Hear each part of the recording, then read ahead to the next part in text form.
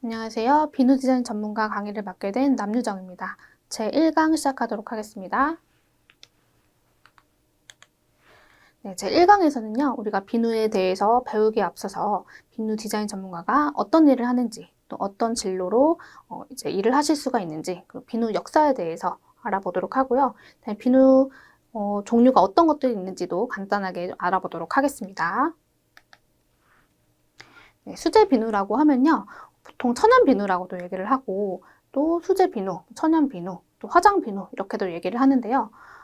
보통 요즘에는 천연 비누라는 말보다는 수제 비누, 화장 비누라고 많이 표현을 하고 있어요. 그래서 이 수제 비누라고 하면 식물성 재료, 식물성 재료라고 하면 천연 재료를 얘기합니다. 식물에서 나온 그런 천연 재료들 이용하고, 또 식물성 오일 이용을 하기도 하고요. 또 한 가지는 천연 향을 이용하기도 합니다. 천연 향료를 이용해서 식물성 재료, 또 오일, 천연 향료, 에센셜 오일을 이용해서 제작을 하는 비누를 얘기를 하고요. 이런 오일들을 이용해서 비누를 만들 때 이 가성소다라는 수산화 나트륨, 그 화학 성분이 필요합니다. 그래서 우리가 보통은 수산화 나트륨보다는 가성소다 이렇게 얘기를 하기도 하는데요. 이 가성소다는 옛날 말로 양잿물이라는 뜻이에요. 양잿물이라는 뜻인데 보통은 지금은 가성소다라고 부르고요. 이 가성소다와 물이 만나서 가성소다 술을 만들어요. 이 가성소다를 녹인 물, 가성소다 술을 만드는데 이 가성소다 수와 이런 식물성 오일이 만나서 비누화 반응을 일으킵니다. 이 비누화 반응을 일으켰을 때 얘가 이런 네모난 형태의 고체 비누가 돼요. 근데 이 과정에서 우리가 천연 글리세린, 보습 성분이죠. 글리세린, 화장품에도 많이 들어가는데요. 천연 글리세린과 계면활성제가 만들어지게 됩니다. 이 계면활성제는 쉽게 말해서 거품을 내주는 성분이에요. 우리가 때를 벗길 때 거품이 막 일어나면서 이렇게 때가 벗겨지잖아요. 그 계면활성제가 만들어지게 되는데 우리가 합성 계면활성제를 사용하게 될 때 좀 너무 강한 합성 계면활성제를 사용하게 되면 피부가 건조해지거나 아토피가 생기거나 피부가 예민해질 수가 있어요. 근데 우리는 합성이 아닌 그냥 천연으로 만들어지는 계면활성제를 사용하기 때문에 피부가 예민하신 분들이나 좀 아기들, 피부가 약한 친구들, 그리고 좀 나이가 많으신 분들, 피부가 얇은 분들, 그런 분들이 사용하셨을 때 좀 자극 없이 사용하실 수가 있는 게 수제 비누입니다. 그래서 수제 비누는 이 트리글리세라이드라는 오일 성분과 그다음에 수산화 나트륨이라고 부르는 가성소다가 만나서 비누가 만들어지고 그 과정에서 글리세린과 계면활성제가 만들어진다라고 보시면 되는데요. 이런 비누 말고도 좀 여러 가지 비누들이 있어요. 지금 설명드린 비누는 천연 비누라고 하면 이 비누지라고 하는 비누 중에 하나인데 이거를 바로 CP 비누라고 합니다. 보통 비누를 만드는 사람이라면 천연 비누라고 하면 CP 비누를 얘기를 해요. 왜냐하면 가장 많이 만들기도 하고 그리고 가장 천연에 가까운 그런 성분들이기 때문에 CP 비누를 바로 이런 수제 비누, 천연 비누라고 얘기를 하는데요. 이 비누 말고도 우리가 직접 만들 수 있는 비누들이 있어요. MP 비누. MP 비누라는 그런 비누의 종류도 있습니다. 근데 이 비누 같은 경우는 우리가 뭐 어떤 식물성 오일이나 천연 성분을 넣어줄 수는 있는데요. 비누 베이스가 이런 블럭 형태, 벽돌 형태로 판매가 되는 베이스예요. 그래서 제조하시는 분들이 따로 계셔서 이걸 우리가 사서 이렇게 뜨거운 그런 열에 녹인 다음에 첨가물을 넣어가지고 부어서 굳히는 그런 형태의 비누거든요. 그래서 여기 안에 들어가 있는 성분들이 다 다르기 때문에 우리가 직접 천연으로 정말 수제로 만드는 그런 비누는 아니에요. 하지만 여기에 뭔가 성분을 첨가해가지고 완성을 시키는 그런 비누기는 하는데 완전 100% 천연이라고 볼 수는 없는 그런 비누의 종류입니다. 그 다음에 HP 비누. HP 비누는 CP랑 같이 봐주시면 될 것 같아요. 얘가 가성소다를 쓴다고 하면 얘는 가성가리가 들어가는 비누입니다. 똑같은 화학 성분인데요. 얘는 가성소다, 얘는 가성가리예요. 이 가성가리는 수산화 칼륨이라고 부르고요. 얘를 넣었을 때 똑같은 오일, 이런 식물성 오일에 넣었을 때 얘는 물비누를 만들어냅니다.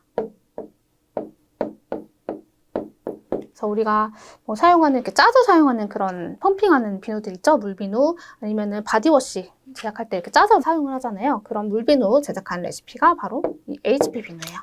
그래서 이거는 만드는 과정이 뭔가 복잡하지는 않아요. 그리고 과정도 되게 단순하기 때문에 뭔가 디자인이 들어가는 것도 아니기 때문에 이거는 뭐 크게 수제 비누에 뭐 포함을 시키긴 하지만 일단 우리가 수제 비누라고 했을 때는 일단은 처음부터 비누 베이스를 막 만들어가지고 디자인도 할 수 있고 좀 이런 성분들을 좀 많이 넣어서 사용할 수 있는 그런 CP 비누를 얘기를 하는 게 보통 수제 비누입니다.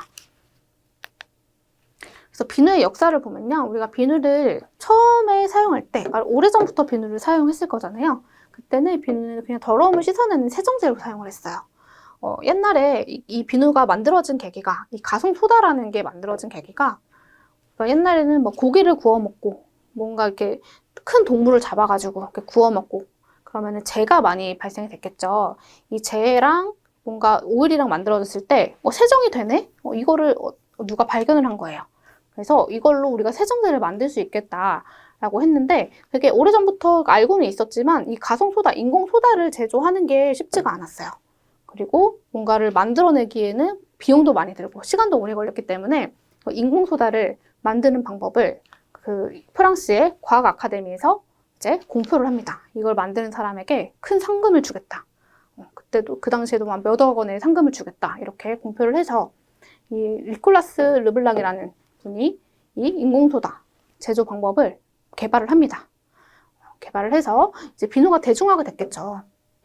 대중화가 되고 옛날에는 되게 돈 많고 이런 사람들이 사용을 했다면 고급 그런 공산품이었다면 이제는 이제 좀 대중화가 되면서 사람들이 잘 씻을 수 있고 씻을 수 있으면서 병균도 좀 물리칠 수 있게 잘 씻게 되면서 수명도 좀 늘어나게 되고 또 이런 건강도 지킬 수 있는 그런 공산품. 지금은 화장품이지만 이때는 공산품이었겠죠. 그래서 이런 계기가 된 그런 일이 비누의 역사입니다. 그럼 이제 현대의 비누를 보면 현대의 비누는 이런 세균 때문에 사용하는 경우도 많죠. 왜냐면은 워낙에 세균이나 이런 거를 잘 씻어야지 요즘에는 되는 그런 시기이기 때문에 잘 씻어야 되기도 하지만 세정 목적뿐만 아니라 이런 좀 감정적인 소비 부분에서도 비누의 사용이 늘어났어요. 왜냐하면 사람들이 향에 대한 그런 소비 그리고 또 디자인 이런 소비에도 좀 눈이 많이 높아지고 그런 소비에도 돈을 좀 많이 쓰기 때문에 요즘에는 좀 예쁜 비누라든지 향이 좋은 비누 이런 거는 비싸더라도 좀 사서 쓰는 그런 추세거든요. 그래서 요즘에는 향의 발달로 다양한 디자인과 향의 비누를 선물을 하기도 하고 또 내가 쓰기도 하고 또 뭐 답례품이라든지 이런 걸로도 좀 많이 판매가 되고 있는 그런 추세입니다. 그래서 이런 다양한 디자인을 선택해서 구매할 수가 있어요. 어느 순간부터 비누 공방이라는 데가 굉장히 많아지면서 이렇게 비누 디자인도 되게 많아졌거든요. 향도 많아지고. 그래서 우리가 선택할 수 있는, 소비자가 선택할 수 있는 그런 비누들이 굉장히 많아지면서 이런 디자인이나 향을 각자 선택해서 뭐 맞춤형으로 제작도 가능하고 그다음에 공방에서 비누를 직접 만들어 볼 수 있는 클래스도 가능합니다. 그래서 공방에서 비누를 직접 만들어 볼 수 있게끔 이런 디자인을 사람들이 가지고 와서 제작을 하기도 하고 그다음에 이런 디자인으로 만들어 주세요 하면서 이런 디자인을 보여주면 또 그거에 대해서 주문 제작을 하기도 합니다. 그래서 비누는 지금 옛날이랑은 다르게 세정뿐만 아니라 좀 감성적인 소비 그리고 또 예쁜 디자인을 선택해서 사용할 수 있는 그런 소비도 가능하게 되었습니다. 그래서 비누 디자인 전문가라고 하면 기본적으로 비누 레시피와 그런 비누의 이론을 활용해서 다양한 디자인 비누에 적합한 비누 레시피를 적용을 하고 그다음에 천연 재료, 그다음에 화장품용 색소를 이용해서 디자인을 담아서 제작하는 전문가를 얘기를 해요. 그래서 일단은 비누를 제작을 하려면 비누 레시피에 대한 이론을 알고 계셔야 돼요. 이 비누가 어떤 원리로 만들어지는지 또 어떤 레시피를 사용하면 어떤 디자인을 할 수 있는지를 알고 계셔야 되거든요. 그래서 이런 레시피랑 이론을 활용해가지고 다양한 디자인에 적합한 비누 레시피를 구성을 해주셔야 됩니다. 저희가 식물성 오일을 보통 CP 비누를 제작을 할 때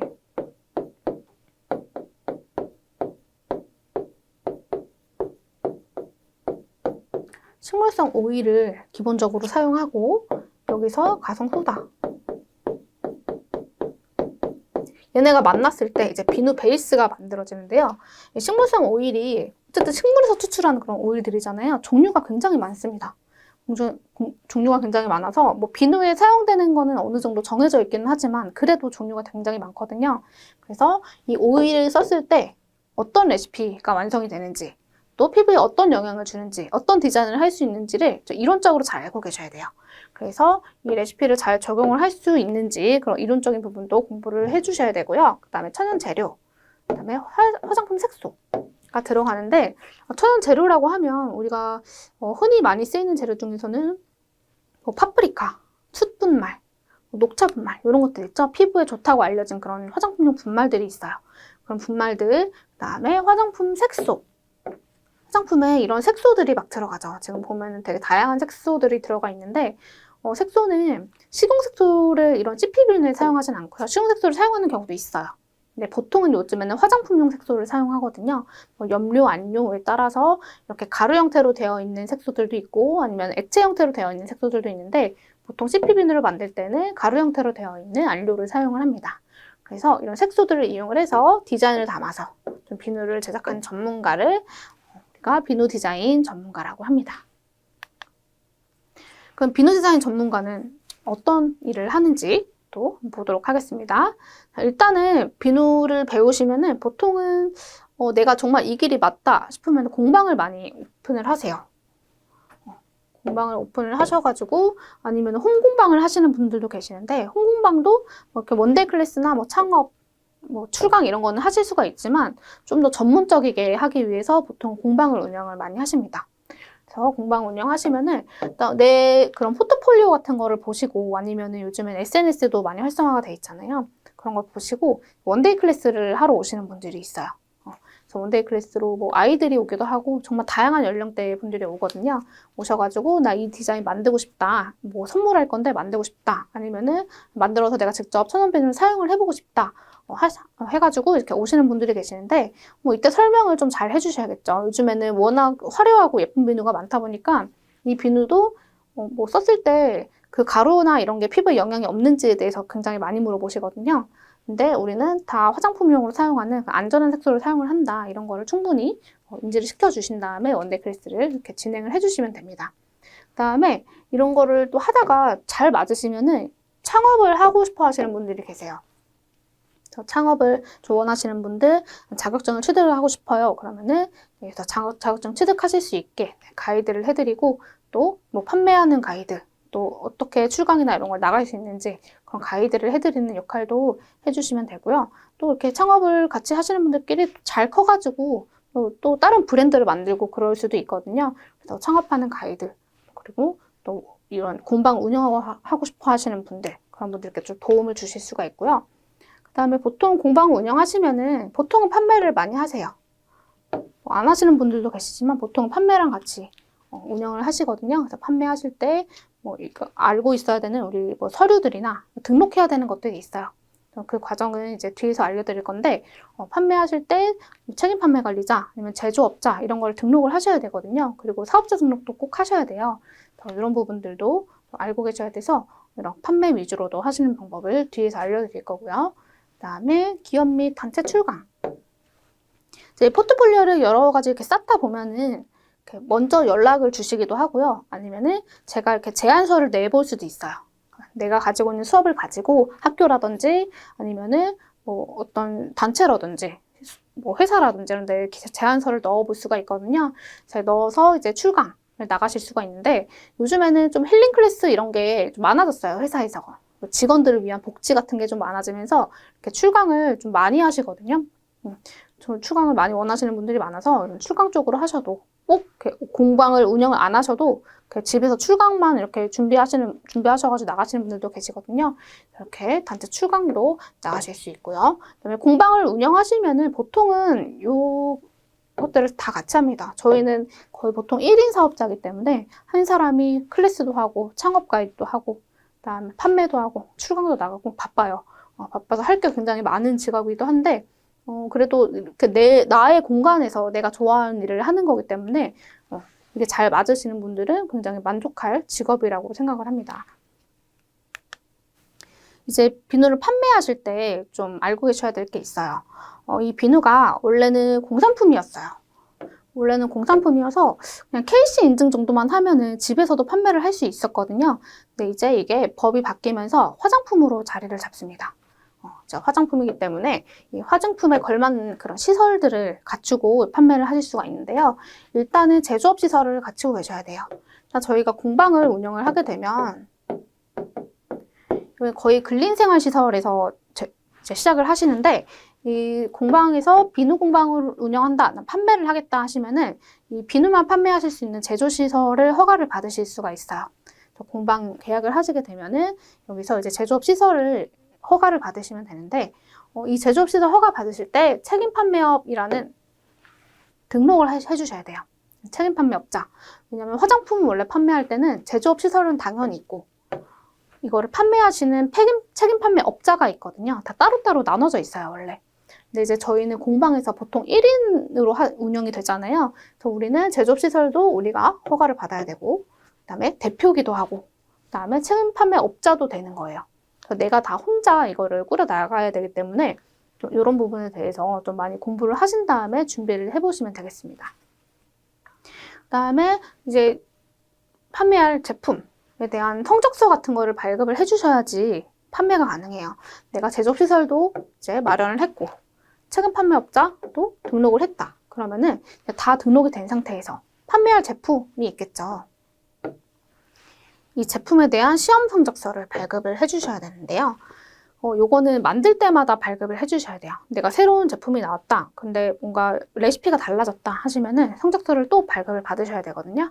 그래서 이 성적서를 발급받는 그런 연구원 같은 그런 단체가 있어요. 거기서 시험 성적서를 발급을 받으시면 되고, 이거 발급 받으신 다음에 온라인, 오프라인에서 판매가 가능하세요. 근데 또 오프라인에서 판매하시는 거는 상관이 없는데 온라인은 또 통신 판매자도 좀 등록을 하셔야 되거든요. 이렇게 등록할 것들이 초반에 좀 많은데 미리 해두시면은 그래도 공방 운영하는 동안에는 계속 사용을 하는 거니까 미리 좀 공방 오픈하자마자 해두시는 게 좀 좋습니다. 그 다음에 비누 같은 경우 주거시설에서는 이 제조업 허가가 나오지 않아요. 그래서 주거시설에서는 판매가 불가하고요. 제조업 등록이 가능한 공방이나 작업실에서 허가를 받은 후에 판매가 가능합니다. 근린생활시설 아니면 제조업시설에서만 판매가 가능하고요. 제일 먼저 해야 될 게 제조업 등록 하시는 거랑 책임 판매업 등록, 이걸 같이 하셔야 돼요. 근데 먼저 사업자 등록을 하셔야겠죠. 사업자 등록을 한 후에 제조업 등록, 그다음에 책임 판매업 등록을 하실 수가 있습니다. 화장품 책임 판매업을 하기 위해서는 이제 법적으로 시각처장에게 등록을 해야 되는데요. 이런 등록 대상이 있어요. 등록 대상은 화장품을 직접 제조해서 유통 판매하는 영업. 이게 저희예요.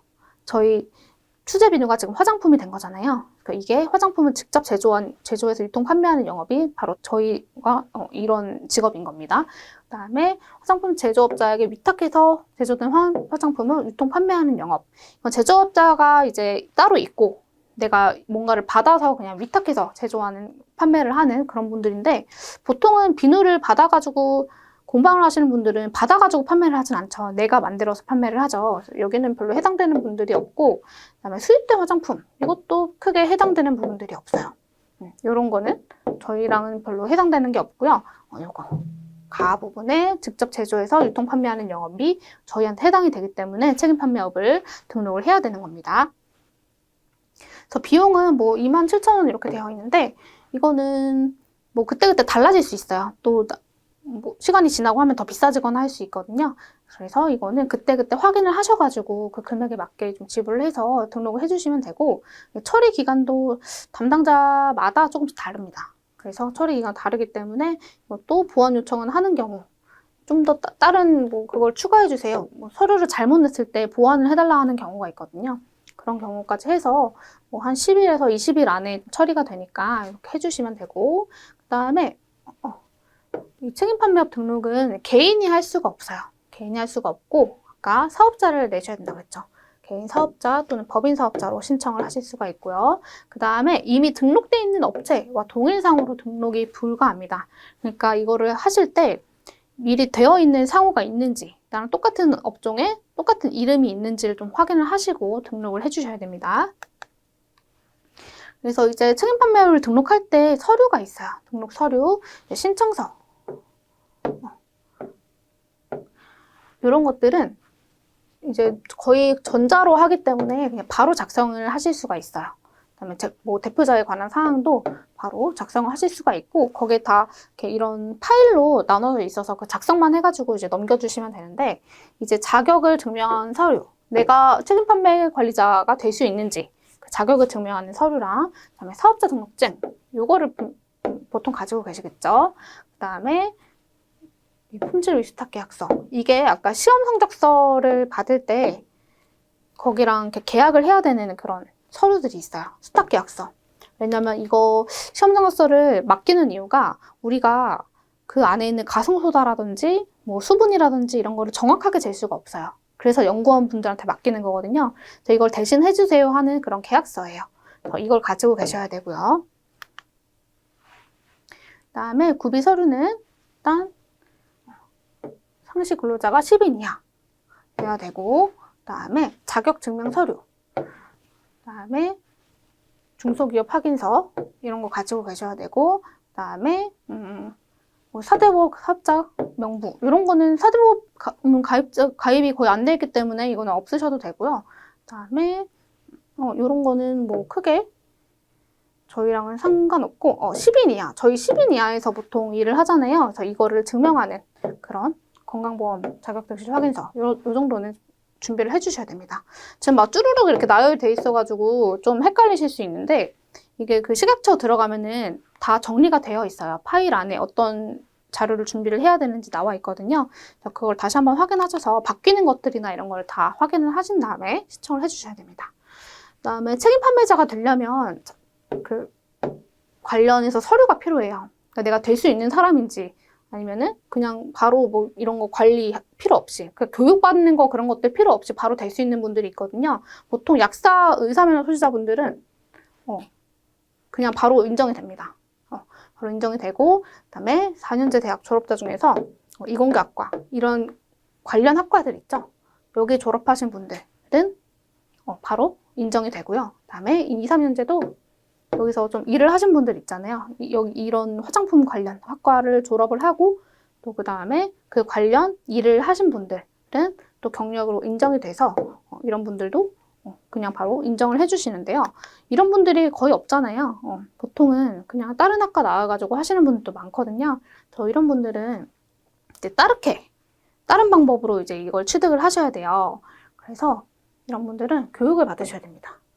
교육을 받으시는데, 대한화장품협회에서 열리는 그런 책임 판매 관리자 그 교육이 있어요. 그 교육을 이수하셔야지 이게 발급받으실 수가 있거든요. 그래서 식품의약품 안전처장이 정하여 고시하는 전문 교육과정을 이수한 사람은 내가 책임 판매 관리자로 인정을 해주겠다, 이렇게 법이 나온 거예요.